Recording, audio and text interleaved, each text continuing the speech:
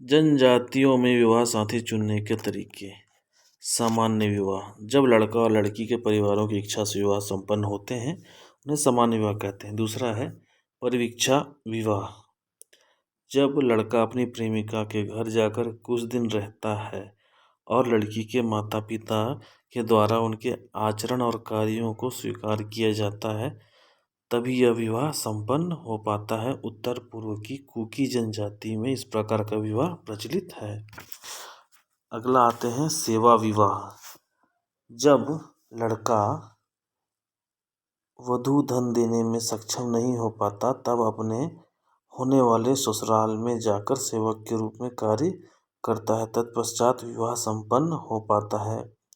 ध्यान दीजिएगा, छत्तीसगढ़ की गोंड जनजाति में ऐसे लड़कों को लमानाई और बैगा जनजाति में लमसेना कहा जाता है। महत्वपूर्ण है, परीक्षा में कई बार पूछा गया है।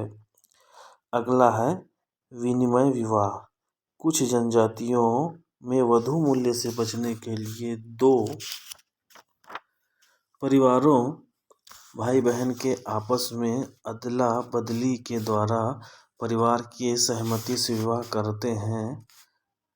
इसे छत्तीसगढ़ में गुरावट विवाह के नाम से जाना जाता है। यह भी महत्वपूर्ण है, याद रखिए, गुरावट विवाह, विनिमय विवाह, गुरावट विवाह। अगला है क्रय विवाह। जनजातियों में विवाह के समय सामान्य दहेज के विपरीत वधू मूल्य चुकाने की प्रथा होती है। जब तक वधू मूल्य नहीं चुकाया जाता तब तक विवाह संपन्न नहीं होता है। इसे ही क्रय विवाह कहते हैं। ये भी लगभग सभी जनजातियों में पाई जाती है इस प्रकार की विवाह। अगला है परीक्षा विवाह। गुजरात के भील जनजाति में परीक्षा विवाह पाया जाता है। इसमें लड़के के साहस, ताकत और चतुराई की परीक्षा एक प्रकार से स्वयंवर रखकर विवाह संपन्न किया जाता है। अगला है सहपलायन विवाह, जब लड़का लड़की प्रेम के कारण सहपलायन कर जाते हैं जिन्हें बाद में माता पिता के द्वारा वापस लाकर विवाह करा दिया जाता है। इस प्रकार के विवाह भी जनजातियों में, लगभग सभी जनजातियों में पाई जाती है।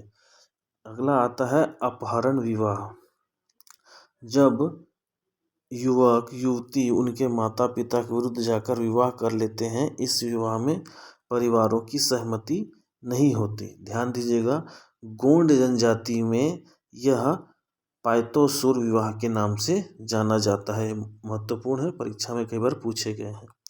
पैठू विवाह, इसे हठ विवाह भी कहा जाता है। इसमें लड़की अपने प्रेमी के घर जाकर बैठ जाती है और तब तक वह नहीं हटती जब तक लड़की को उसके होने वाले सास ससुर स्वीकार नहीं कर लेते हैं। कोरवा जनजाति में इसे ढोकू विवाह कहा जाता है। यह भी महत्वपूर्ण है परीक्षा की दृष्टि से। अगला है दूध लौटावा विवाह। ममेरे फुफेरे भाई बहनों के मध्य विवाह संपन्न किया जाता है। इसे ममेरे फुफेरे विवाह या दूध लौटावा विवाह भी कहते हैं।